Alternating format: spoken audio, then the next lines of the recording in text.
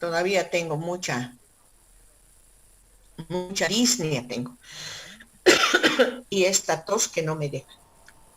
Bueno, hoy vamos a entrar un poquito a ver todo lo que es la parte ya de tórax anterior como tal, ¿ya? El tórax anterior, que es algo muy importante donde tenemos que valorar todo lo que es la parte de corazón y pulmones. Si bien en la parte anterior está el corazón, en la parte posterior están los pulmones. Y eso lo tenemos que ver muy bien porque son aspectos o son órganos muy importantes para poder tomarlos en cuenta frente a muchas alteraciones que se presentan a ese nivel.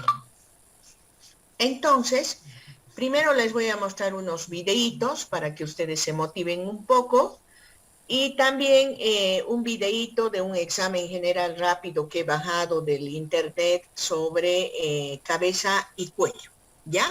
Entonces vamos a ver eso y luego vamos a entrar a describir todo lo que es esa parte.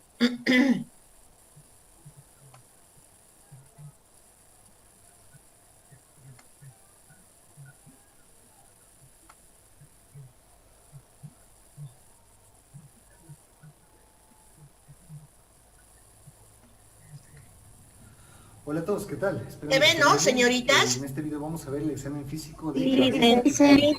ya, Vamos a examinar ya. las partes más Atendemos importantes del entonces. examen general. Por supuesto, dependiendo de la patología del paciente, este examen será mucho más minucioso y específico y les invito a leer el tema, pero en esta ocasión vamos a ver cómo se hace la parte práctica de la examinación.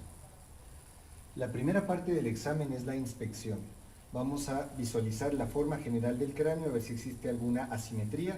Posterior a esto vamos a visualizar si es que en la cabeza de la paciente existe algún signo de alopecia. Posterior a esto procedemos a la palpación, vamos a palpar si es que en el cráneo de la paciente se percibe alguna lesión, alguna tumoración que pueda ser no detectada por la presencia del cabello. Después de esto vamos a proceder a hacer una ligera tracción del cabello para ver si es que se desprenden y si es que esto se puede asociar a diversas enfermedades. La siguiente parte consiste en visualizar la facies de la paciente. Hay determinadas facies que se asocian con algunas enfermedades. En este caso podemos visualizar una facies normal. Posterior a esto vamos a examinar los senos paranasales. Vamos a hacer ligeras compresiones en los senos frontales, luego en los senos maxilares, para determinar si es que existe dolor y esto se puede asociar a una sinusitis. La siguiente parte consiste en visualizar las órbitas. En algunas enfermedades se puede visualizar el edema palpebral, sobre todo si son de origen nefrológico. También nos interesa ver el estado de los párpados, que no haya asimetría. Nos interesa ver en la parte de abajo la mucosa. Esta puede verse pálida en algunas enfermedades como la anemia.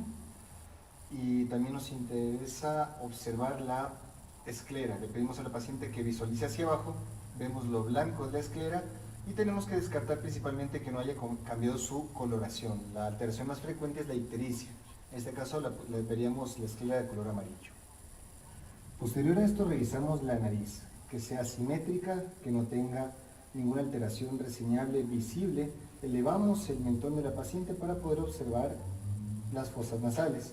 Observar la mucosa, que no haya ningún cambio de coloración, que no haya sangrados, que no haya sequedad de la mucosa. Esto dependerá obviamente de la patología que estemos buscando. Después vamos a ocluir cada fosa nasal, pedimos a la paciente que sople. Y con esto comprobamos que hay permeabilidad de las fosas nasales. Después nos es de interés la región del ejemplo, o la presencia de una coloración violácea que nos haría suponer o pensar en una fractura de la base del cráneo si es que el cuadro es compatible. También aquí se puede palpar adenopatías en algunas patologías. En la parte anterior al pabellón auricular también podemos palpar algunos ganglios. También nos es de interés la articulación temporomandibular. Le pedimos a la paciente que abra la mandíbula, la cierre. Si esto ocasiona dolor o alguna limitación funcional, no sería pensar en una patología de esta área.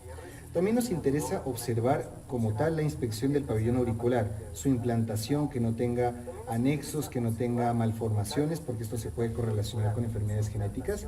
Y nos interesa también que la paciente no tenga el signo del trago. El signo del trago positivo es cuando al hacer una tracción del pabellón auricular ocasiona dolor. Esto es típico de las otitis externas. La siguiente parte es la examinación de la boca. Tenemos que visualizar igual la simetría, lesiones, la coloración de la boca. Muchas veces esta puede verse enmascarada por la presencia de maquillaje. Nos ayuda para ver la presencia de cianosis. En este caso revisamos la mucosa de la boca para salir de esta duda. Pedimos a la paciente que abra la boca, inmediatamente vamos a observar, sacar la lengua por favor, vamos a ver la lengua, si es que hay geografismos, la coloración, la presencia de lesiones. A continuación vamos a visualizar los carrillos, ver si es que hay alguna lesión tanto en el lado izquierdo como en el lado derecho. Vemos cómo están las encías, vemos cómo están las piezas dentales, el estado general de la parte anterior de la boca. Después procedemos a la visualización de la garganta. Vemos el paladar blando, podemos observar la presencia de un enantema, esto es lo normal. Evidenciamos con la palpación la presencia de enopatías cervicales anteriores, submaxilares, submentonianas, también supraclaviculares. Esto es solamente mediante la palpación, en algunos pacientes se puede observar. Y también nos interesa en la horquilla esternal si es que se puede percibir la presencia de un pulso. Para examinar la glándula tiroides es necesario palpar el hueso hioides, el cartílago tiroides. Inmediatamente después procedemos a una mano, queda fija la mano derecha, para tenerle ahí a la glándula y con la izquierda procedemos a la palpación. Y lo mismo, con la izquierda la mantenemos fija para que la derecha sea la que palpe. Si no sientes muy bien la glándula tiroides, no te preocupes, eso es lo normal. Este examen nos ayuda también a diferenciar el bocio también asciende con la deglución y tenemos que reportar cualquier anomalía, sobre todo si es que esta es asimétrica. Después procedemos a la exploración de la movilidad del cuello. Palpamos en la parte posterior a ver si existe alguna contractura muscular, examinamos los movimientos de lateralización, de rotación, tanto para un lado como para el otro, ver que está preservada la movilización. Posteriormente a esto, vamos a revisar la presencia o la auscultación de los pulsos carotídeos. Los pulsos carotídeos son importantes de auscultarlos en los pacientes de edad más avanzada, así que esta parte del examen no sería sistemática en todos los pacientes. Y finalmente, elevamos la camilla a unos 45 grados para examinar la posible existencia de ingurgitación yugular. En este caso, la paciente no presenta ingurgitación yugular, pero este dato es de bastante interés para cuando los pacientes presentan signos de insuficiencia cardíaca u otras patologías que se acompañen de este hallazgo. El examen oftalmoscópico no se realiza siempre, se hace solamente si el paciente presenta datos de posible lesión en la retina. Le pedimos a la paciente que observe un punto fijo y a continuación vamos a hacer todo del lado derecho, es decir, para el ojo derecho de la paciente, nuestro brazo derecho y nuestro ojo derecho. Prendemos el oftalmoscopio, visualizamos, apuntamos, cogemos un punto de referencia para acercarnos y una vez que tenemos la transiluminación nos acercamos lentamente hacia la pupila, sin perder el foco de iluminación. Aquí podemos visualizar la retina y ver si tiene alteración. Para la realización de la otoscopia es necesario desplazar el pabellón auricular en los adultos desde hacia arriba y hacia atrás para poder rectificar la curva del conducto auditivo externo y facilitar la visualización del tímpano. En el caso de los niños se prefiere hacer hacia atrás y hacia abajo por la anatomía que ellos tienen. Entonces se procede a colocar el cono en el otoscopio, a prender la luz y una vez hacemos la maniobra, colocamos y observamos, siempre que no ocasione dolor en el paciente o en este caso la paciente. Y eso es todo, mis amigos y amigas. Como ven, no es tan difícil. Estas fueron las partes más claves, más importantes de la examinación. Es una destreza que se adquiere con los años. Practíquenla lo más que puedan, que es fundamental para obtener información de nuestro paciente. Espero que el video les haya gustado. Si tienen cualquier duda, comentario, sugerencia, pónganla en la caja de comentarios que cuando tenga tiempo la voy a responder. No olviden suscribirse para ver más clases de medicina. Y en especial este video se lo quiero dedicar a las dos personas que me ayudaron a realizar.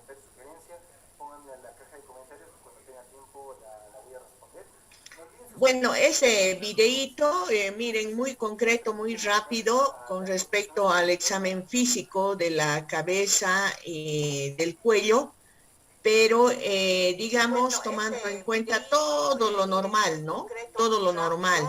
Entonces, en algunos casos eso va a suceder con ustedes, lo van a hacer así muy rápidamente porque no van a encontrar nada especial. De repente ese paciente ha ido con algún problema pulmonar o abdominal.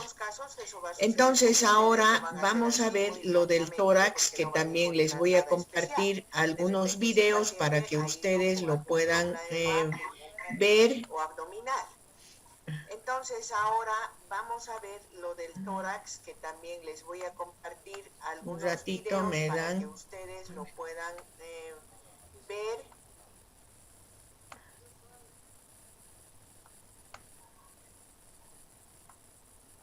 Un ratito me dan. ¿Se ve, no? Sí, licenciada. Sí, licenciada. Ah, ya.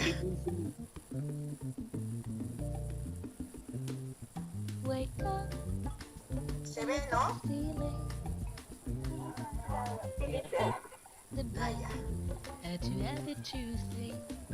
Revisaremos las técnicas básicas para la exploración física de tórax. Ellos son nuestros exploradores Jaime Duarte e Itzel Vera. Y este de acá es nuestro paciente Juan Pablo Preciado. No se ve. Antes de comenzar a explorar al paciente, es importante realizar un adecuado lavado de manos. Para iniciar con la exploración, es importante recordar la correcta secuencia de exploración. Inspección, palpación, percusión y...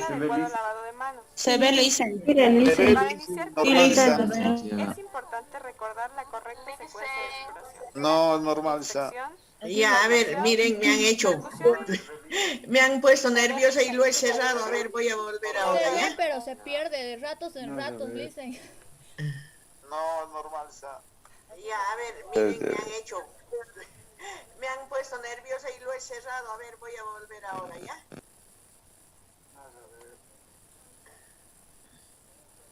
Ahí se ve, recién dice.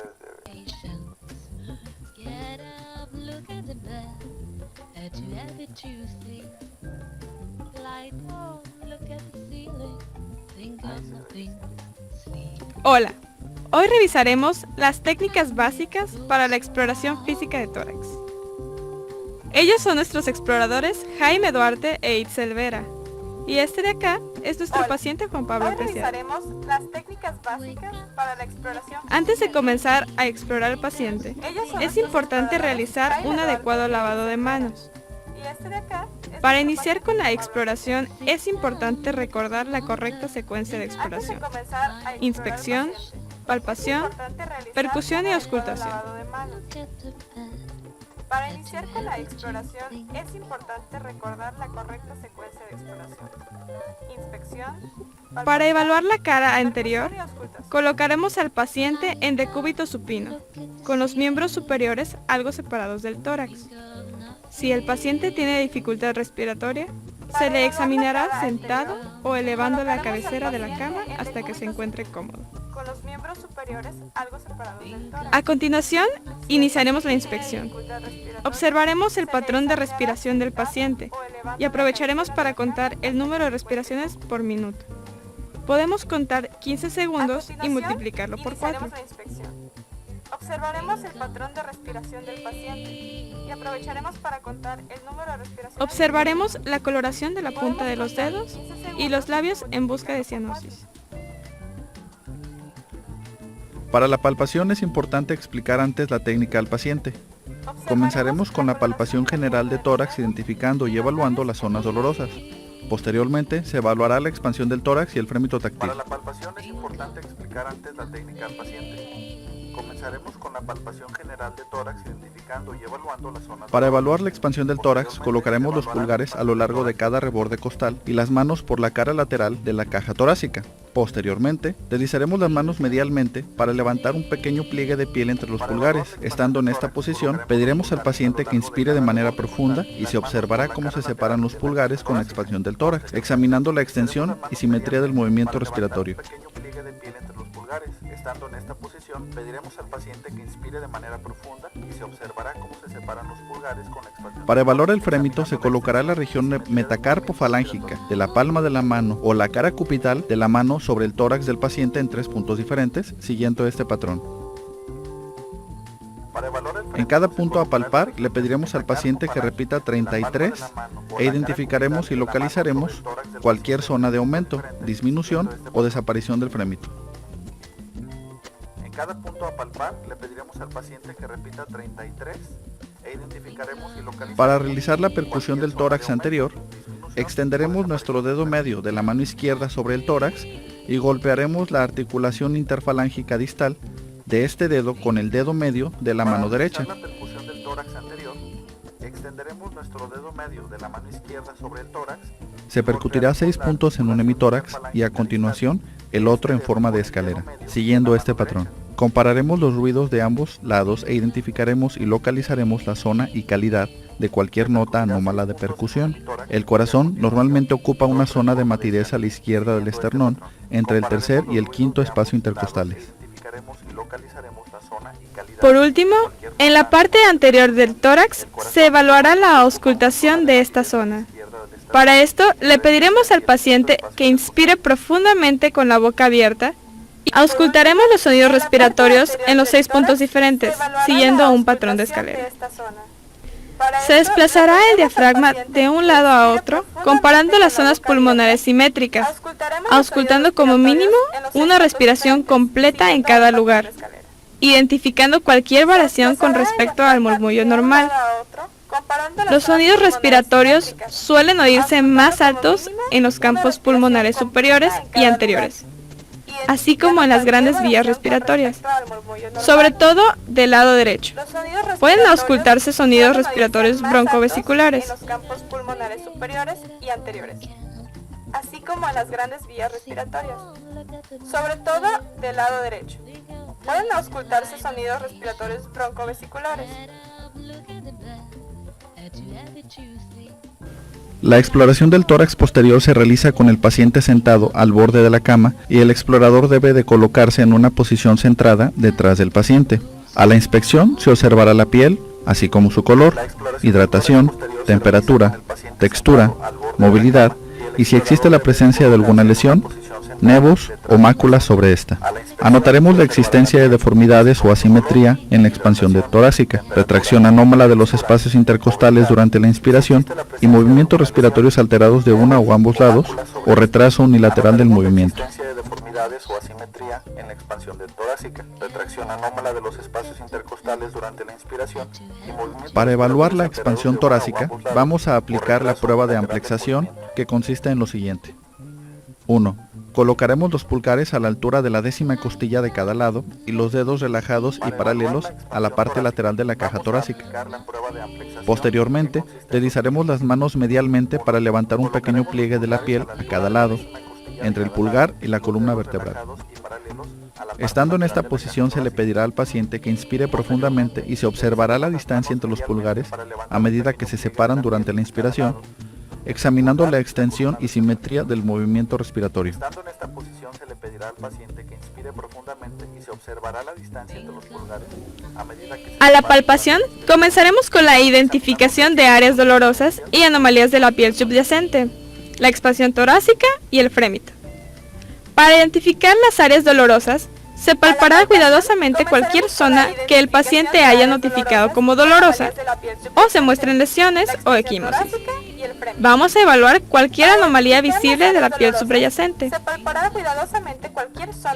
Maniobra de Raoult. Para realizar la maniobra de Raoult, céntrese detrás del paciente. Coloque sus manos en la parte superior del tórax, a cada lado del cuello, con los pulgares sobre la línea media y abrace las clavículas con el resto de los dedos. Haga un pliegue con los pulgares. Pida al paciente que inspire profundo. Examine la distancia a la que se separan los dedos durante la inspiración.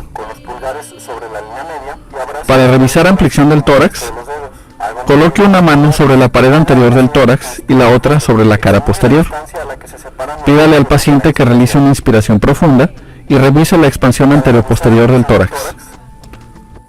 Otra manera de evaluar la ampliación del tórax es Coloque de igual manera una mano sobre la cara anterior del tórax y la otra sobre la cara posterior. Coloque los pulgares a nivel de la línea media axilar a la altura de la 10ª costilla y forme un pequeño pliegue. Pídale al paciente que haga una inspiración profunda y observe la separación entre los pulgares. Para evaluar el frémito, se colocará la región metacarpofalángica de la palma de la mano o la cara cubital de la mano sobre el tórax del paciente en 4 puntos bilaterales diferentes, siguiendo el siguiente patrón. En cada punto a palpar, le pediremos al paciente que repita 33 e identificaremos y localizaremos cualquier zona de aumento, disminución o desaparición de frémito. En el caso en el que el frémito sea débil, se le indicará al paciente que hable más alto o con un tono más profundo de voz. Para realizar la percusión del tórax posterior, se le pedirá al paciente que cruce los brazos sobre su pecho. Posteriormente extenderemos nuestro dedo medio de la mano izquierda sobre el tórax y golpearemos la articulación interfalángica distal de este dedo con el dedo medio de la mano derecha. Se percutirá 7 puntos en un hemitórax y a continuación el otro en forma de escalera, siguiendo este patrón. Compararemos los ruidos de ambos lados e identificaremos y localizaremos la zona y calidad de cualquier nota anómala de percusión. Con la percusión es posible determinar el desplazamiento diafragmático. Para esto vamos a determinar el nivel de matidez diafragmática durante la respiración tranquila, para lo cual colocaremos el dedo percutido por encima y paralelo al nivel esperado de matidez. Se percutirá progresivamente hacia abajo hasta que la resonancia sea sustituida por matidez, cerca de la línea media del hemitórax. Posteriormente se estimará la magnitud del desplazamiento diafragmático, determinando la distancia entre el nivel de matidez en expiración completa y en expiración incompleta. Por último, en la parte posterior del tórax se evaluará la auscultación de esta zona. Para esto, le pediremos al paciente que cruce sus brazos sobre su pecho e inspire profundamente con la boca abierta.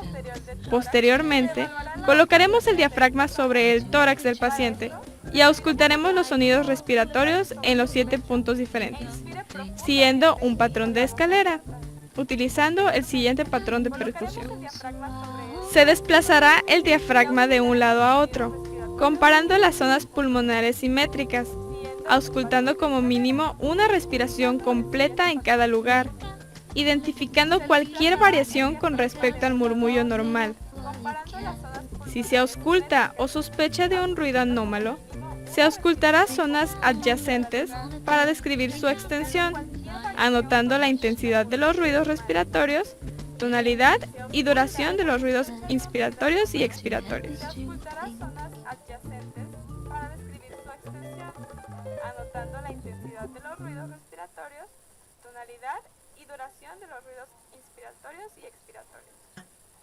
Eso lo vamos a ver con mayor detalle en el momento en que ya vayamos a la teoría. Les quiero mostrar algo más que es muy importante, muy bonito, que pueden ustedes tomar en cuenta. A ver, me dan un minutito. Les quiero mostrar algo más que es muy importante, muy bonito, que pueden ustedes tomar en cuenta. A ver, me dan un minutito.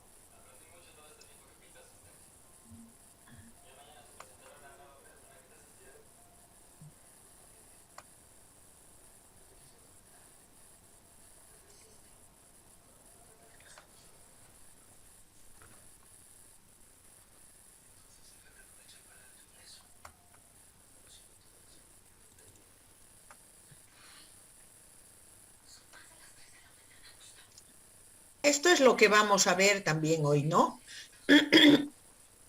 Hola, ¿qué tal? Soy el Dr. San Agustín y en este vídeo quería repasar la auscultación cardíaca, repasar el primero, segundo, ruido cardíaco, también el tercero, cuarto y los clics y chasquidos. Ya hice un par de vídeos hablando sobre el tema, pero en este quería unificar los dos vídeos para tener una visión más global. Entonces, la auscultación cardíaca lo que busca es detectar con el fonendoscopio o el estetoscopio unos sonidos, unas vibraciones que se producen en el corazón durante su funcionamiento, para detectar si hay algún tipo de alteración o algún tipo de patología. Entonces, para auscultar lo que tenemos que saber es que hay 4 focos de auscultación principales. que están a nivel precordial y que coinciden más o menos con la localización de las válvulas cardíacas. Tenemos el foco aórtico, el pulmonar, tricuspidio y mitral. Entonces, ¿cómo lo situamos? Pues el foco aórtico estaría en el segundo espacio intercostal a nivel de línea paraesternal derecha. El foco pulmonar estaría en el segundo espacio intercostal a nivel de línea paraesternal izquierda. A nivel de la apófisis xifoides está el foco tricuspidio. Algunos lo localizan en el cuarto espacio intercostal a nivel de la línea paraesternal izquierda, pero bueno, yo creo que a nivel de apófisis xifoides sería la localización más fácil. Y después el foco mitral, que está a nivel de la línea medio clavicular izquierda, a nivel del quinto espacio intercostal. Y por último tenemos un quinto foco, que es el foco accesorio aórtico o el foco de Erbb, que estaría a nivel del tercer espacio intercostal, a nivel de la línea paraesternal izquierda. Una vez hecha esta introducción, lo que tenemos que conocer es el primero y segundo ruido, que son el loop-dub normal, con el que se representa los sonidos cardíacos, los latidos cardíacos. El loop coincidiría con el primer ruido cardíaco y el dub con el segundo ruido cardíaco. La sístole, es decir, la contracción del corazón, es la que está entre el primero y segundo ruido cardíaco, y la diástole entre el segundo y el primer ruido cardíaco siguiente. Para entender esto, lo que recomiendo es ver el vídeo del sistema cardiovascular, que explico el funcionamiento del corazón con más detenimiento, y dejo abajo el enlace. Pero básicamente saber que en la sístole lo que se produce es la expulsión de la sangre del corazón, del ventrículo derecho hacia el pulmón y del ventrículo izquierdo hacia el resto del cuerpo. Y durante la diástole lo que se produce es la entrada de sangre del corazón. En el lado derecho sería a través de llegaría la sangre a la aurícula derecha, y en el lado izquierdo a la aurícula izquierda. El primer ruido representa o es el cierre de las válvulas auriculoventriculares, que son la mitral y la tricúspide. La mitral es la válvula que comunica la aurícula izquierda y el ventrículo izquierdo, y la tricúspide comunica la aurícula derecha y el ventrículo derecho. Este cierre de estas dos válvulas da lugar al primer ruido y coincide con la fase que llamamos de contracción isovolumétrica del corazón, con el inicio de la sístole. La velocidad con la que se cierra esta válvula o su estado determinará la intensidad de este ruido. Y después tenemos el segundo ruido cardíaco, que representa o es el cierre de las válvulas semilunares, que son la aórtica, la válvula aórtica y la válvula pulmonar. La válvula aórtica es la que comunica el ventrículo izquierdo con la aorta, y la válvula pulmonar comunica el ventrículo izquierdo con la arteria pulmonar. Y como digo, cuando se cierran estas dos válvulas, da lugar al segundo ruido cardíaco. Su intensidad también dependerá de cómo estén, del estado de estas válvulas, y también de la velocidad con la que se cierren, que también depende de la presión que haya a nivel de arteria pulmonar, en el caso de la válvula pulmonar, o arteria aórtica, en el caso de la válvula aórtica. Otro aspecto que hay que tener en cuenta es que a veces podemos encontrar desdoblamientos fisiológicos. ¿Esto qué quiere decir? Pues que el primero o el segundo ruido, o ambos, podemos, si prestamos atención, podemos notarlos como si fueran dos ruidos diferentes muy unidos entre sí. En el caso de un desdoblamiento fisiológico del primer ruido, esto se debe a que la válvula mitral se cierra un poquito antes que la válvula tricúspide, debido a que el ventrículo izquierdo se despolariza antes y la fase de contracción isovolumétrica se anticipa. También podemos encontrar un desdoblamiento del segundo ruido debido a que la válvula aórtica se cierra un poquito antes que la pulmonar. Normalmente esto se produce durante la inspiración, porque en la inspiración hay un llenado mayor del ventrículo derecho, entonces se prolonga más la eyección y hace que se retrase más el cierre de la válvula pulmonar respecto a la válvula aórtica. Después del primero y segundo ruido nos podemos encontrar otros ruidos que estos sí que pueden ser patológicos, que serían el tercero y el cuarto ruido, y también los clics de eyección y los chasquidos de apertura. Normalmente estos ruidos cardíacos se producen por una mayor rigidez y una menor distensibilidad del corazón. El tercer ruido aparece inmediatamente después del segundo ruido, al inicio de la diástole, la protodiástole, en la fase de llenado ventricular rápido. ¿Qué ocurre aquí? Pues hay una rigidez ventricular, como hemos dicho antes, pero ¿esto por qué se produce? Pues por una dilatación del ventrículo debido a una sobrecarga de volumen. Entonces, cuando hay un llenado ventricular rápido, lo que hace es que vibra esa pared ventricular y oímos este tercer ruido. Se produce, ya digo, inmediatamente después del segundo ruido a unos 0,14-0,16 segundos. ¿Y las causas? Pues pueden ser la insuficiencia cardíaca, insuficiencia mitral, pericarditis constrictiva, también en situaciones como la anemia, y también puede ser fisiológico, es decir, que sea normal en el embarazo o en niños. Y después tenemos el cuarto ruido cardíaco. Este se produce inmediatamente antes del primer ruido, es decir, al final de la diástole, en la telediástole, y coincide con la fase de llenado ventricular por contracción auricular. En este caso también hay una rigidez del ventrículo y al llegar esta sangre por contracción auricular, lo que ocurre es que vibra la pared. En este caso la rigidez será por una hipertrofia ventricular secundaria a sobrecarga de presión. ¿Cuándo se produce esto? ¿Cuáles son las causas? Pues puede ser la hipertensión, puede ser la estenosis aórtica o también la miocardiopatía hipertrófica. ¿Y qué es el ritmo de galope? Es cuando aparte del primero y segundo ruido tenemos el tercero y cuarto ruido. Entonces suena la auscultación como si fuera el ritmo del galope de un caballo. Esto se produce sobre todo cuando hay frecuencias cardíacas altas. Y por último tenemos los clics de eyección, los chasquidos de apertura. Los clics de eyección se producen en las válvulas sigmoideas, en la pulmonar y en la aórtica. Se dan inmediatamente después del primer ruido, es decir, al inicio de la sístole, y se producen cuando se abren estas válvulas para que pase la sangre del ventrículo derecho hacia la arteria pulmonar, porque se abre la válvula pulmonar, o del ventrículo izquierdo hacia la aorta, porque se abre la válvula aórtica. Se producen cuando hay una afectación de estas válvulas, que hay una estenosis, y entonces esto está limitada su apertura y se produce el clic. Es muy próximo al primer ruido y hay que ir con cuidado porque a veces se puede confundir con los desdoblamientos fisiológicos del primer ruido. Y tenemos los chasquidos de apertura que afectan las válvulas auriculoventriculares, la tricúspide, la mitral. Normalmente es la mitral y también es por estenosis, es parecido a la anterior. Luego aquí lo que ocurre es que se producen inmediatamente después del segundo ruido, en la protodiástole, es decir, al inicio de la diástole, porque es la fase en la que pasa la sangre de la aurícula al ventrículo, tanto el derecho como el izquierdo. Entonces se tienen que abrir estas válvulas y si por una estenosis están limitadas se produce una vibración. Entonces, bueno, es similar a la anterior, lo único que aquí, si hay tercer ruido, se producen antes del tercer ruido, aunque inmediatamente después del segundo ruido. Y por último, ¿dónde se oyen mejor estos ruidos cardíacos? Pues el primer ruido cardíaco suele oírse mejor en lo que es el ápex, es decir, en la parte más inferior del corazón, y el segundo ruido en la base.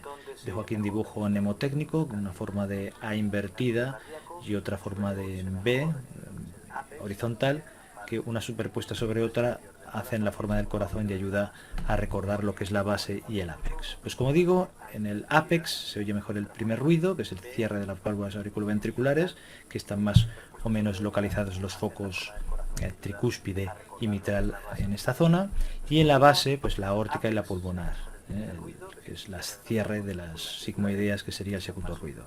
En cambio, en cuanto al tercer y cuarto ruido, como hemos dicho que se debían a una rigidez ventricular y el problema estaba a nivel del ventrículo, normalmente se oyen mejor a nivel del ápex. Y normalmente también, si tienes un fonendoscopio con campana, suele oírse mejor si no presionas mucho la campana y usas la campana propiamente dicha. Con esta pequeña introducción de los diferentes contenidos que vamos a ir abordando en la parte del tórax exterior, pues vamos a entrar ya a la parte teórica de lo que es el examen físico del tórax anterior, ¿ya? Me dan un minutito, a ver, voy a ver si ya lo he abierto. Vamos a ir abordando en la parte del tórax anterior, pues no está abierto. Un minutito, voy a abrir del tórax anterior, ¿ya? Me dan un minutito, a ver, voy a ver si ya lo he abierto.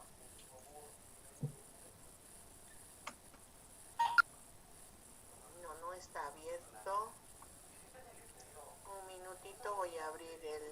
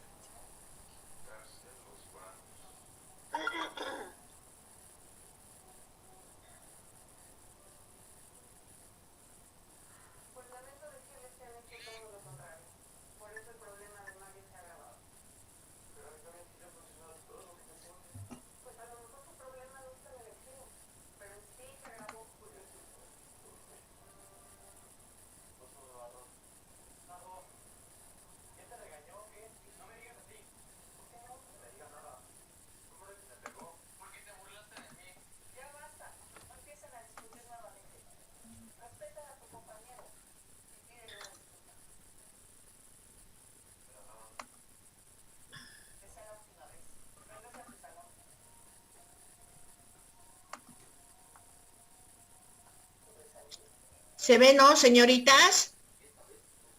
Sí, licenciada. Ya. Entonces ahora vamos a abordar en función a lo que ustedes han podido ver, de manera tal vez mucho más rápida y concreta, que a veces por la experiencia que uno tiene puede realizar el examen físico del tórax anterior. Pero acá tenemos que ir viendo de que es muy importante siempre la parte de la anamnesis, ¿ya? La anamnesis nos va a dar realmente los elementos como para que nosotras podamos tomar en cuenta qué es lo que vamos a hacer con el paciente, dónde vamos a ir a actuar en el momento del examen físico, qué exámenes complementarios podemos solicitar de acuerdo al órgano afectado y tener, digamos, un panorama general de lo que le está sucediendo al paciente. Entonces, tomando en cuenta esa situación, la semiología cardiovascular toma en cuenta esos aspectos y lo que va a señalar es de que tengamos con claridad cuáles son los signos y síntomas que se presentan a ese nivel. Lo primero que tenemos que tomar en cuenta es de que si el paciente ha venido con una sensación de falta de aire, que en términos normales y comunes se conoce con el nombre de disnea, ¿no? Ustedes ya han manejado o están manejando la terminología. Entonces, si mi paciente me dice, tengo falta de aire, pues para mí ya es una llamada de atención como para poder pensar de que algo está sucediendo a nivel del corazón o a nivel de los pulmones, porque este signo o síntoma es propio y característico de lo que es el aparato cardiorrespiratorio. Entonces, en este caso, es cuando la respiración se vuelve mucho más rápida, ¿no? Y aumenta la actividad respiratoria para suplir la falta de aire subjetiva. O sea que yo creo muchos de ustedes y mucha familia de ustedes de repente, Dios haya querido que no sea así y que no sea que no sea más allá. Lamentablemente la disnea es un problema serio en este momento, especialmente del coronavirus. Entonces han debido ver que, y me han visto a mí también con disnea, me han escuchado,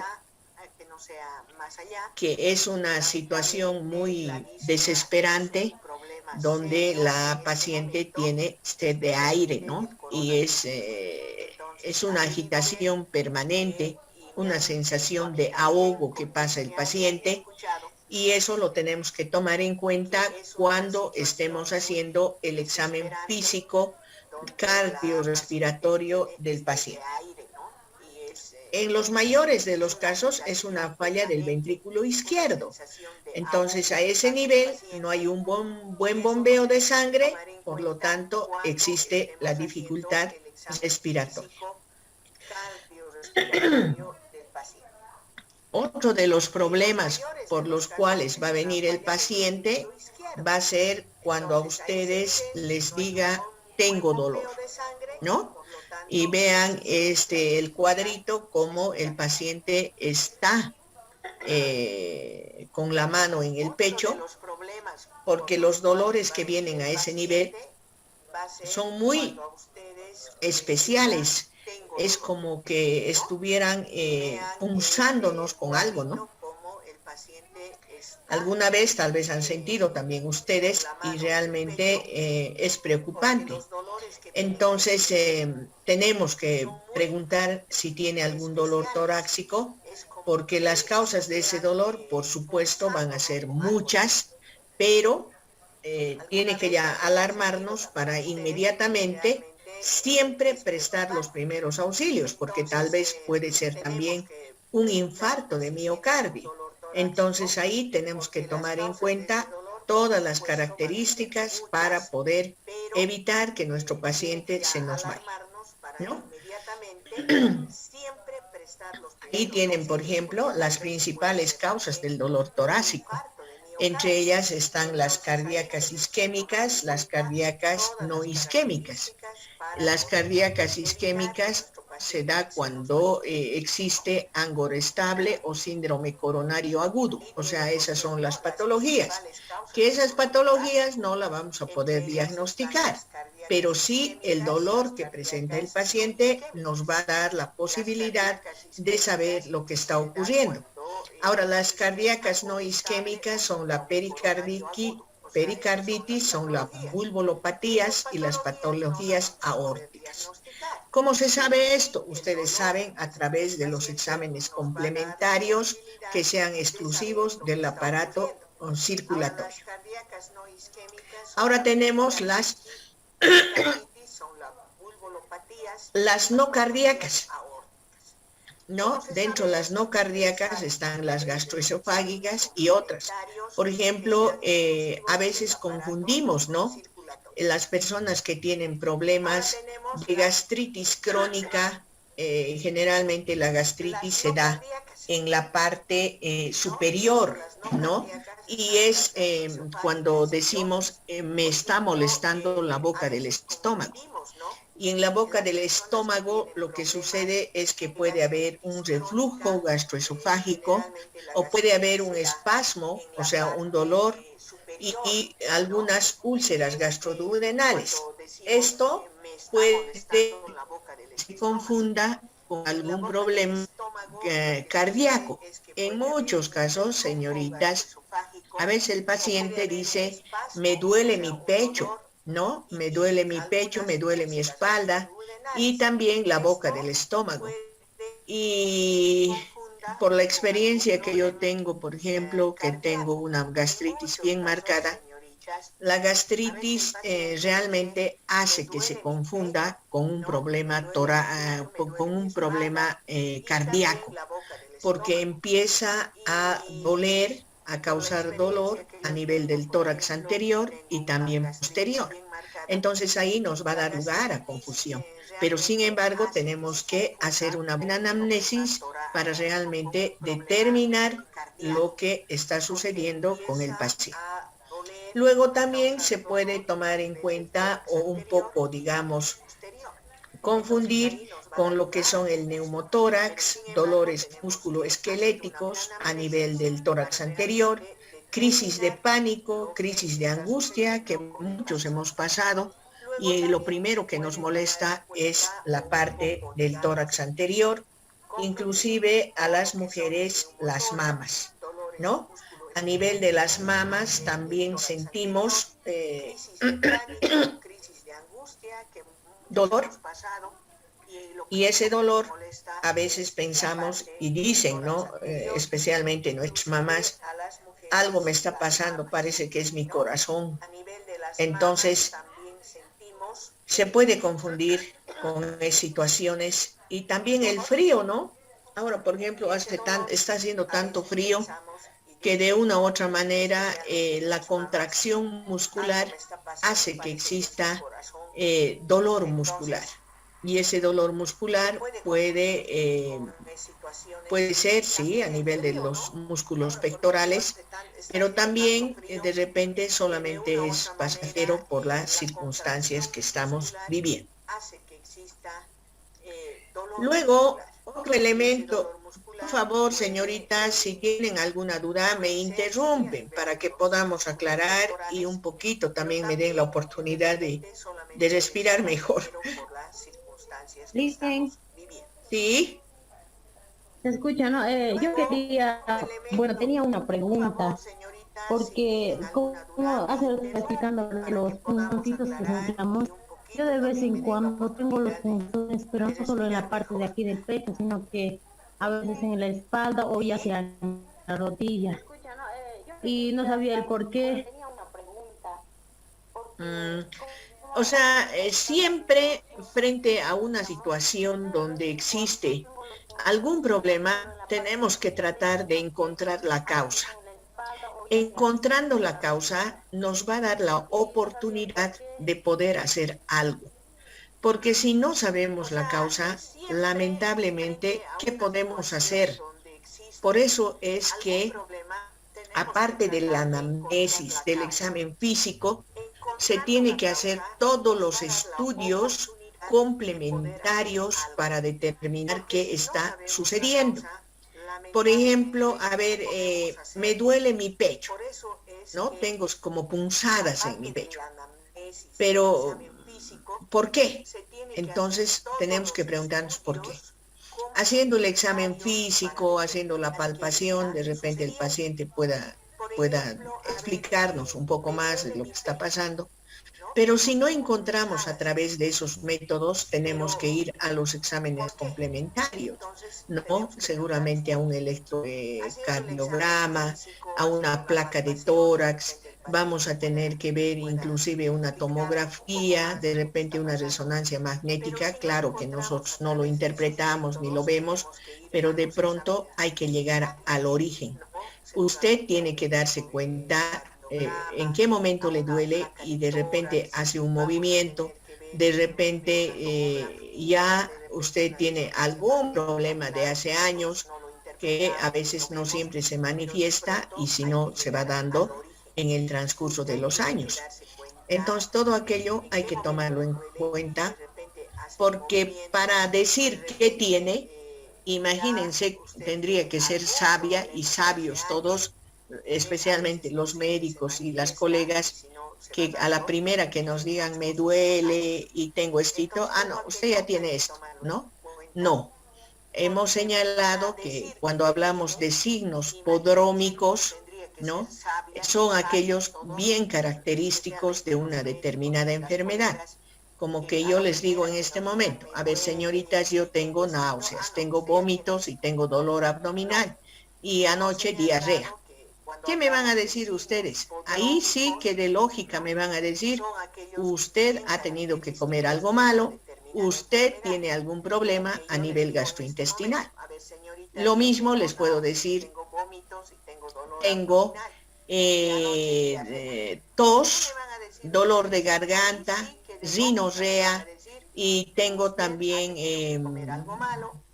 digamos, mucha eliminación de secreciones. ¿Qué me van a decir? Por supuesto, licenciada, si no es el coronavirus, debe ser un problema respiratorio. Cuando los síntomas son bien característicos de un órgano, es fácil poder determinar lo que está pasando con el paciente. Pero cuando no, como en su caso que me dice tengo este problema, realmente necesita hacerse otros estudios porque no son suficientes los datos para saber. Pero aún sean suficientes, a ver, cuando ustedes van al médico, por ejemplo, ¿qué les dice? A ver, yo he venido porque tengo dolor de abdomen, me está doliendo mucho, he tenido diarrea. Entonces el doctor, aparte de que les pueda decir que tiene una infección gastrointestinal, les va a decir, hágase nomás una pruebita o haga un estudio de lo que es la diarrea. Quiero ver las características de la diarrea. Entonces los estudios complementarios nos van a permitir realmente llegar a la causa como para poder determinar lo que está pasando con el paciente. Otro de los elementos... Más grande no tengo. Por favor, sus audios. Micrófono. Llegar a la causa como para poder determinar lo que está pasando con el paciente. Compañera Anabel. Otro de los elementos... Más grande no tengo. Por favor, sus audios. Micrófono. Listo, Licen, puede continuar. Compañera Anabel. Ya, gracias. Pasamos a otro motivo de consulta muy importante de parte de los pacientes. Podemos llamar palpitaciones, pero también el paciente puede referirles y decirles, es como que mi corazón se está saliendo, ¿no? Y creo que este tipo de signo o síntoma lo sentimos siempre. A veces cuando ustedes van al frente y tienen que exponer un tema, muchos no tenemos la capacidad de controlar los nervios. Entonces de pronto nuestro corazón empieza a latir mucho más rápido de lo normal. O cuando, a ver, en un ejemplo muy claro, vulgar, a ver, los chicos que tienen por ahí un chequeíto de una muchacha que le gusta, ¡ah! Allá está la María, su corazón, ¿no? Y lo mismo en nosotras, ¿no? Vemos algún muchacho que tal vez se mueve, ¡bum, bum, bum! Nuestro corazón funciona 100%. Entonces, eso tiene que ser momentáneo, ¿no es cierto? Pero si todo el tiempo tuviéramos esa reacción, ya estamos frente a un problema cardíaco. Entonces tenemos que tomar en cuenta de que hay situaciones en las que pueden ser normales y por un tiempo muy reducido, pero hay otras que van a de repente ser permanentes. Aquellos se debe a que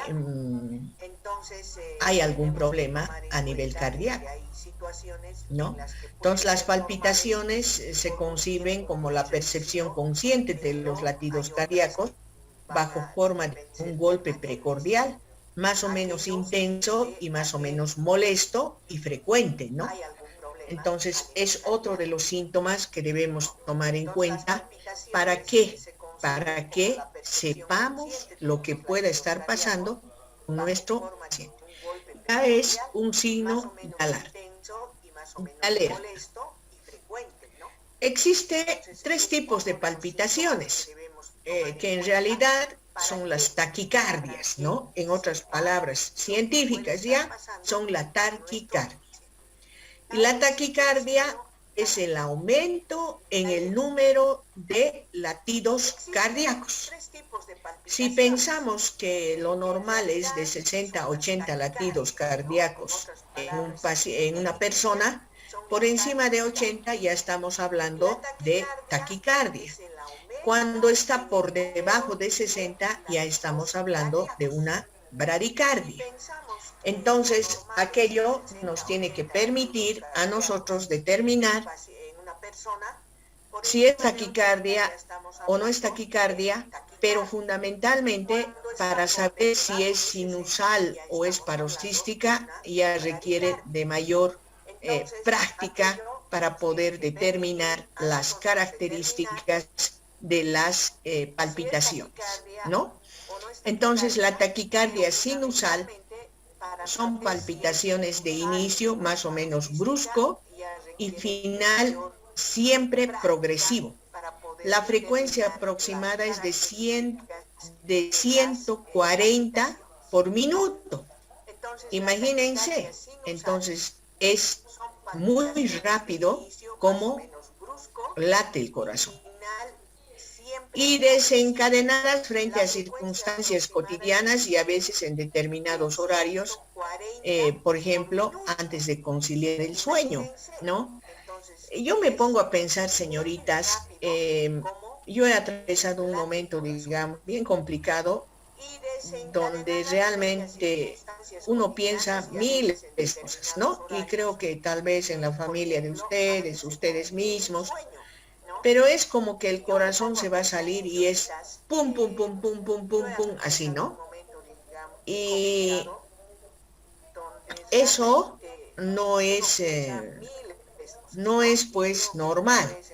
Entonces, cuando ustedes tomen la frecuencia cardíaca y esté por encima de 140 latidos por minuto, estaremos de repente con estudios complementarios más e indicar de que es una taquicardia sinusal. Ahora, la taquicardia paroxística, ¿no? Son palpitaciones de inicio y final brusco. La frecuencia aproximada es de 200, ¿no? Palpitaciones por minuto. Imagínense cómo está ese corazón. Ese corazón está bombeando, pero fatalmente, ¿no? Y en este caso nos tiene que llamar la atención para inmediatamente referir a nuestro paciente. Lo raro de esta taquicardia paroxística es que se desencadena cuando el paciente está en reposo, ¿no? Y de pronto no está haciendo ningún esfuerzo. Cuando todos empezamos, o yo les digo en este momento, por ejemplo, yo quiero que vengan a mi casa todos ustedes corriendo, en 5 minutos, en lo que puedan. Van a llegar aquí de repente con más de 200 por minuto, ¿no? Pero sin embargo, eso entran 5 minutos en descanso y pasó. Pero imagínense que eso, o ahorita yo les diga, a ver, señoritas, ¿qué están haciendo? Estamos escuchando su clase. Pero licenciada, yo siento que mi corazón está funcionando 1000 por minuto. Entonces, eso no es normal. Que en reposo el corazón empiece a funcionar mucho más. Tiene que ser al contrario. Tiene que ese corazón, como está en reposo, de repente más bien tiene que disminuir la frecuencia cardíaca.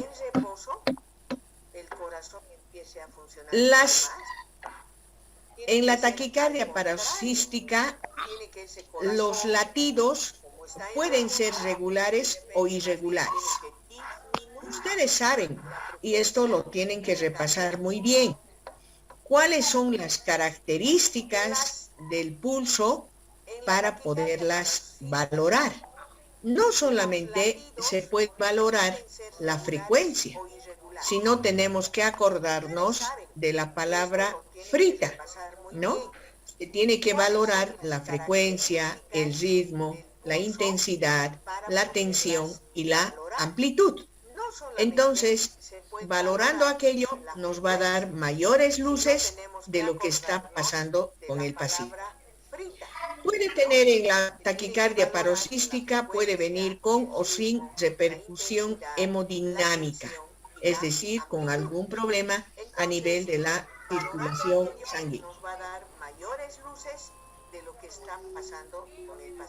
Luego tenemos la tercera, que son las extrasístoles, ¿no? La extrasístolis son palpitaciones instantáneas y fugaces. Frecuencia y carencia muy variable, molesta, la pausa compensadora o el latido post-extrasístole. O sea, esta extrasístole es cuando ustedes sufren una emoción, ¿no? Una emoción. Por decir, usted se ha sacado la lotería de $100,000. Ese rato, ¿no? O otro tipo de emociones cuando nos dan buenas o malas noticias. Pero eso es instantáneo, pasa enseguida y se terminó. En los casos anteriores han visto de que no es así. Por lo tanto, cualquiera de aquellos tiene que ser un signo de alarma para nosotros y poder de una u otra manera direccionar o referir a la instancia que corresponde. Porque hay algo que quiero decirles, señoritas, que si bien vamos a nosotros detectar, vamos a observar todo lo que les estoy mencionando, lamentablemente no vamos a poder tratarlo como el caso consejero. Por favor, sus audios. Cintia Torres, tu micrófono, por favor. Vamos a observar todo lo que les estoy mencionando. Lamentablemente no vamos a poder tratarlo. Bueno, entonces eso nos tiene que quedar muy claro como para que ustedes lo puedan valorar y tomar en cuenta. Ya saben que en el interrogatorio tenemos que hacer las preguntas que el caso amerite, tomando en cuenta siempre desde cuándo le duele, frente a qué le duele o a qué circunstancias, cómo se inicia, cómo termina, cada qué tiempo. Entonces, todas las preguntas necesarias serán muy fundamentales para que ustedes puedan llegar a un diagnóstico que con seguridad va a ser solamente presuntivo, pero que nos va a permitir apoyar, colaborar, cuidar a nuestro paciente para que pueda salir adelante. Otro de los síntomas relacionados al aparato cardíaco, fundamentalmente, es el edema, ¿no? El edema es un aumento del volumen del líquido intersticial en el tejido subcutáneo. Cuando ustedes vean una facies edematizada, vean unos miembros inferiores con presencia de edema, vean las manitos con presencia de edema, es que puede ser consecuencia de un problema cardíaco.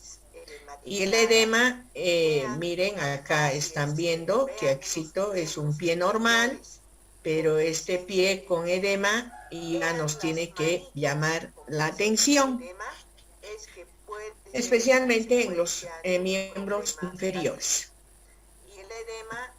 Acá, por ejemplo, ¿no? El edema normalmente en pacientes cardíacos se va a presentar, ¿qué dice compañera Ramos? Listen, quería preguntarle, ¿el edema es normal en una mujer embarazada o es que tiene problemas cardíacos? Yo diría que es normal. ¿Saben por qué? Porque existen muchas alteraciones en nuestro organismo en el momento en que empezamos a aumentar el volumen del abdomen. Ese abdomen voluminoso empieza a comprimir el corazón y todos los órganos adyacentes, el estómago, los intestinos, la vejiga, todo, ¿no? Finalmente, imagínense, es como poner ahí un pequeño bulto, ¿no? Fuera de lo que normalmente somos. Entonces, empieza a presionar. Y al presionar nos va a causar muchas alteraciones, no solamente el edema. Cuando la paciente se desembaraza, automáticamente ya volvemos a nuestro estado natural, en otras palabras. Pero si permanece ese edema, ya se constituye en algo patológico. Por ejemplo, la mujer embarazada permanentemente al baño porque presiona la vejiga. La mujer embarazada se estreñe porque no hay un buen metabolismo a nivel de los intestinos. La mujer embarazada empieza a tener muchas molestias en la columna. Entonces se va alterando todo, señoritas y jóvenes. Y el edema, una vez que se desembaraza, digamos, desaparece. Pero, acá hay un elemento fundamental que ustedes cuando lleven en ginecología, obstetricia, cuando lleven la materia, les van a explicar que hay una patología que es la eclampsia, ¿no? La eclampsia es una complicación del embarazo y se manifiesta por edema, se manifiesta por hipertensión arterial. Entonces, cuando ya es patológico, pues necesita un tratamiento especial, ¿no? Pero si es un edema, por ejemplo, muchos de sus papás debe ser que a veces al cabo del día, por el tanto trabajo, y en el caso de ustedes también, de repente tienen trabajos donde tienen que caminar mucho, ¿qué sucede? Que al cabo del día ven sus piecitos y están completamente edematizados. Eso es por el trabajo que uno ha realizado, por la situación en la que nos encontramos. De repente, a ver, imagínense que yo todo el día esté, como que el día martes para mí siempre es, aunque hemos estado, digamos, un poco, yo he estado cortando y tratando de pasar con los 3 cursos por esta situación de salud que tengo, pero el quedarme todo el día, por ejemplo, sentadita, ¿qué va a ocurrir? Que no hay buena circulación. Por lo tanto, yo también termino. Yo les digo, tampoco soy no soy joven, ¿no? Pero termino con los pies edematizados. Y eso es también por la posición que estoy asumiendo. Entonces, muchos factores tienen que intervenir. No solamente puede ser desde el punto de vista cardíaco, también puede ser también renal, ¿no? Por una situación renal que se edematicen los pies, ¿no? Entonces, todo eso tenemos que ir valorando. Acá claramente, por ejemplo, señala que inicialmente el edema aumenta progresivamente a lo largo del día y desaparece luego del reposo nocturno en la cama, por la ley de la gravedad. Por la ley de la gravedad, ahorita están ustedes todos sentaditos y vamos a levantarnos a almorzar y volvemos otra vez a sentarnos y van a ver. Por eso se señala que cuando hay edema tengamos que suspender los pies hacia arriba para que haya una buena circulación, un buen retorno venoso y no pueda estar edematizado los pies, ¿no? Ahora, el edema en miembros inferiores puede ser bilateral y simétrico, o sea, que en ambos pies se puede dar el edema o de repente en un solo pie, ¿no? Miren, y tiene esta característica, es frío, blanco y blando, porque el edema también puede tener un color cianótico. Y ahí ya tenemos que ir diferenciando de dónde es el origen de ese edema. Y cuando se encuentren con este tipo de edema, podemos señalar que indica un fallo en el ventrículo izquierdo. ¿Ya?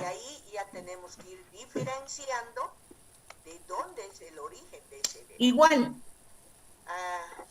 para que nosotros estemos seguras de lo que está pasando con nuestro paciente, vamos a hacer una interrogación al paciente y le vamos a preguntar de dónde se inició, cuándo se inició, ¿no? Si ha presentado dolor, calor, y a la palpación veremos si es blando, si es duro.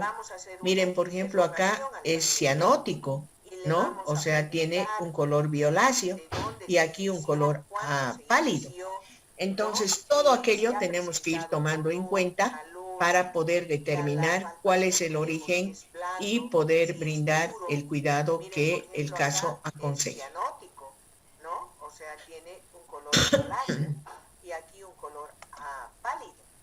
Otra de las situaciones que debemos tomar en cuenta muy frecuentemente es el hecho de que los pacientes pueden entrar o pueden tener lo que se llama el desmayo, ¿no?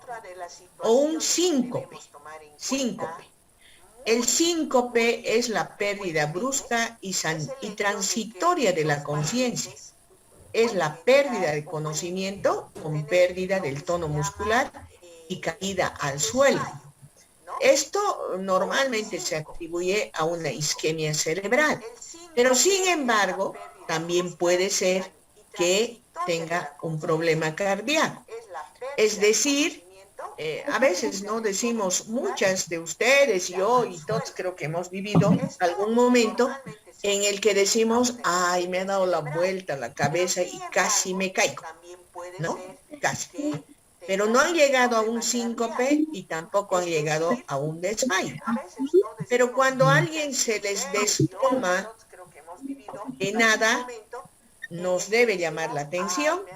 Peor si es como un trapito que no siente nada y que además ha sufrido una caída. Ahora, aquellos, señoritas y jóvenes, ¿no?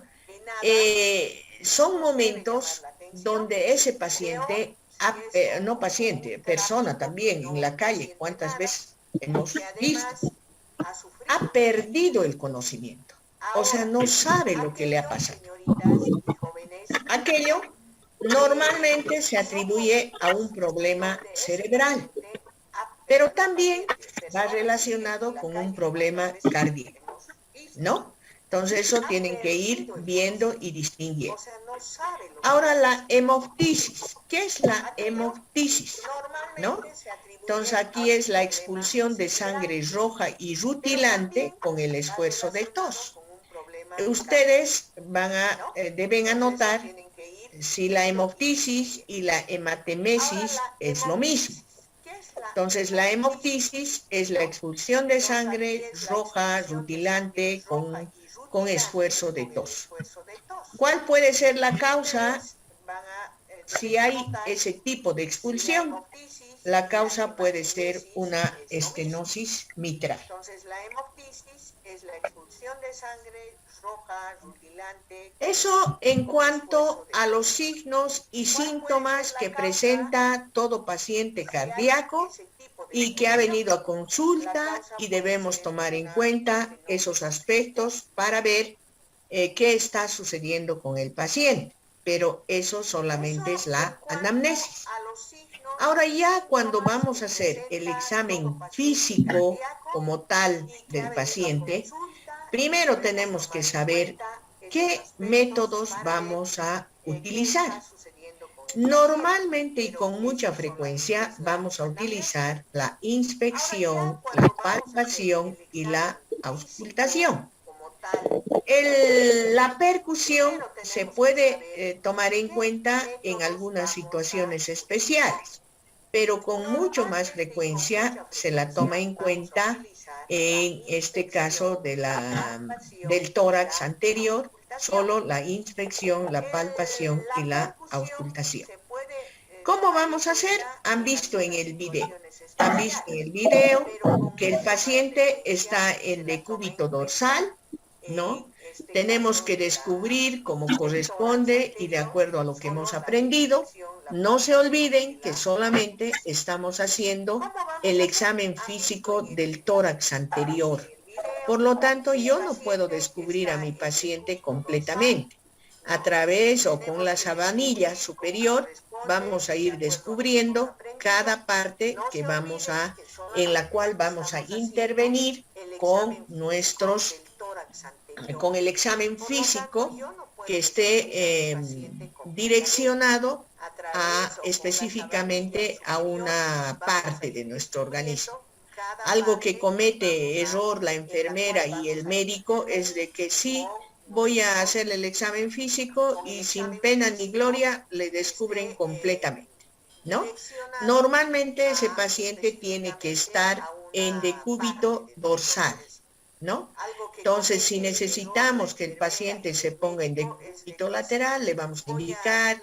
Si le decimos, vamos a hacer el examen físico del tórax posterior, tendrá que estar sentado y ver en qué situación se encuentra el paciente. Todo paciente tiene que presentar descubierta, ¿no es cierto?, la parte del tórax anterior. En la mujer es mucho más especial porque toda mujer no muestra fácilmente las mamas. Peor si nuestro médico es varón. Entonces, ahí tenemos que tener mucho cuidado. El pudor, tenemos que cuidar el pudor de nuestro paciente. El pudor del paciente es algo muy cuidadoso porque se puede dañar para muchas personas que tienen religiones diferentes, todo aquello puede ser inclusive un daño, ¿no? Entonces, por ejemplo, las menonitas, cuando yo he tenido la oportunidad de atender en el psiquiátrico, porque han traído algunas señoritas o menonitas que tenían problema, el solo hecho de bañarles, ellas no permitían que se les bañe como corresponde. Ellas con las manos se protegían todo y no querían, digamos, hacerse ver, ¿no? Y creo que todas estamos en esa dinámica. A muchas nos da mucha vergüenza, ¿no? Que inclusive que nuestros hijos nos vean. Peor, pues, otra gente. Yo, por ejemplo, tengo 2 hijos y en los 2 hijos me han atendido mujeres en mi cesárea, y porque tenía miedo yo, y tengo miedo, ¿no? Y como he tenido con cesárea, por ejemplo, me da pues mucho miedo ir donde un ginecólogo varón, nunca me he hecho ver. Entonces, todas esas cosas tenemos que tomar en cuenta a la hora de hacer el examen físico, ¿ya? Luego, tenemos que siempre señalar al paciente que esté tranquilo, que vamos a hacer todo el procedimiento del examen físico para saber lo que está pasando. El examinador siempre se debe poner al lado derecho del paciente, ¿no? Y teniendo descubierto la zona que va a inspeccionar, palpar y auscultar. El examen físico para saber lo que está pasando. El examinador siempre se debe poner al lado derecho del paciente, ¿no? Y teniendo descubierto la zona que va a inspeccionar, palpar y auscultar.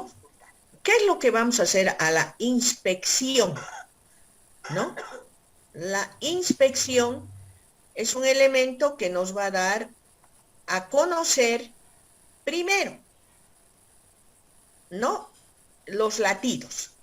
Si tiene una respiración cardíaca o una respiración abdominal, ustedes saben eso. A ver, ¿en quiénes se da a nivel del tórax y a nivel del abdomen? ¿En qué sexo? No, los latidos. ¿Puedes repetir la pregunta, Lice? Los latidos que las mujeres tenemos, ¿es abdominal o a través del tórax? Torácico. Abdominal, Lice. Torácica. A ver, empiecen a hacer su ejercicio. Vean ustedes dónde se distiende su abdomen o se distiende su tórax. Entonces, eso, por ejemplo, lo primero que tenemos que observar es eso en el paciente. Si esa respiración es torácica o es abdominal. Para eso es la inspección. Luego tenemos que ver ¿no? Si se percibe, porque en los pacientes caquéticos, o sea, flaquitos, les quiero decir, porque eso es la caquexia, se nota todo, ¿no? Todo, no, todo, se visualiza todos los latidos y también el tipo de respiración que tiene. Inclusive se visualiza las vértebras, ¿no? Perdón, las costillas, ¿no? Entonces se puede palpar. En esos pacientes es muy fácil hacer el examen físico para determinar, pero en pacientes gorditos de pronto solamente vamos a ver qué tipo de respiración está presente. ¿Qué más vamos a ver en la inspección? En esos pacientes es muy fácil hacer el examen físico para determinar, pero en pacientes gorditos de pronto solamente vamos a ver qué tipo de respiración está presente. ¿Qué más vamos a ver en la inspección?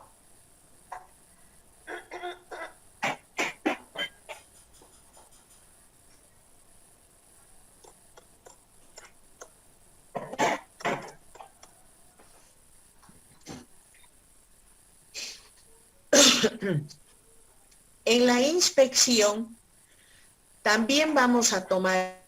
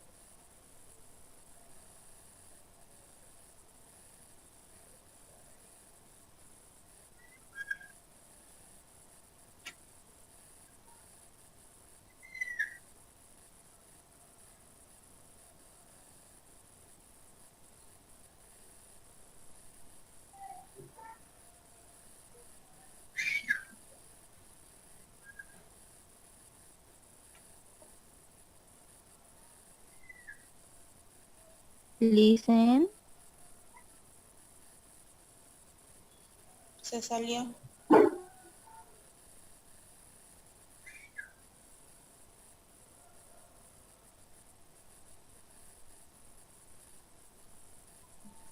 Creo que tenía un evento, tal vez por eso. Sí, raro. Se salió.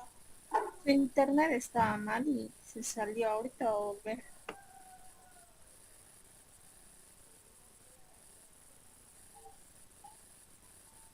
Creo que tenía un evento, tal vez por eso.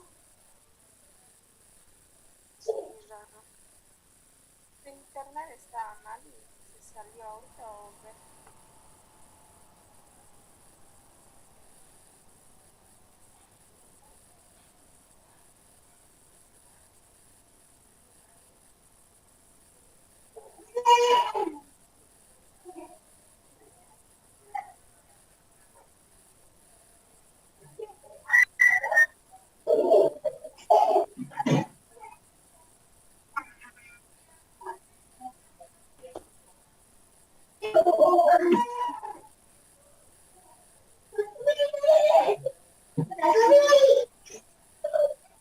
Por favor, tengan cuidado con los micrófonos.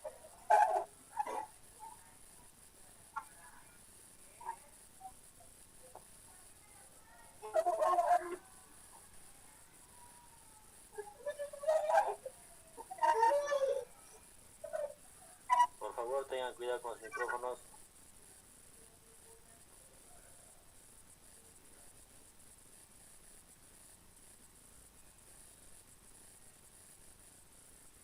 Dice que la esperemos.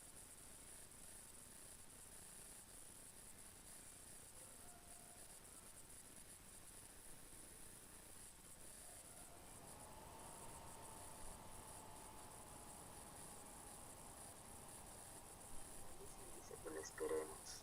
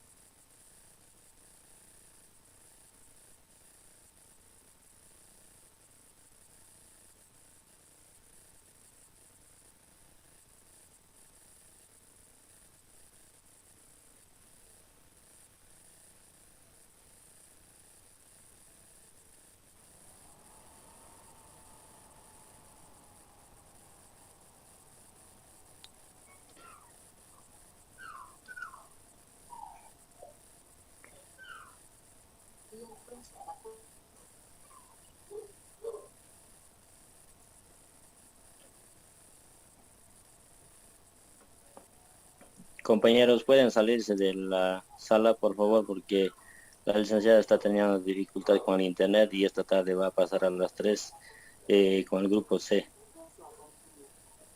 Está bien. Compañeros, pueden salirse de la sala, por favor, porque la licenciada está teniendo dificultad con el internet y esta tarde va a pasar a las 3 con el grupo C.